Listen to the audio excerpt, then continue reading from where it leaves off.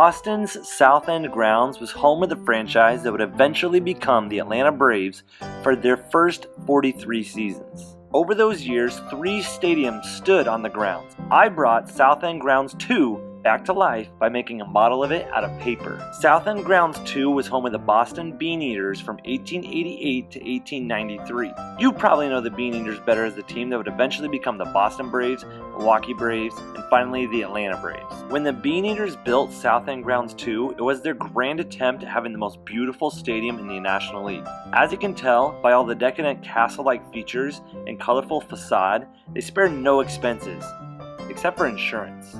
After hosting 3 straight World Series, and at only 5 years old, it burnt to the ground just before the 1894 season. The Bean Eaters' insurance policy wasn't sufficient enough to rebuild the stadium to its former glory.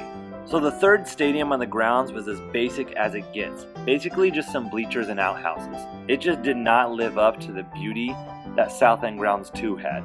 After 43 years at the South End Grounds, the Braves moved to Braves Field in 1915.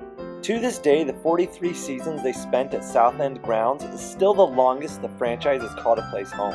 The Braves will have to play at Truist Park until 2061 if Truist Park is going to take that title from South End Grounds. Despite only standing for 5 years, South End Grounds 2 will always be remembered as one of baseball's first great cathedrals.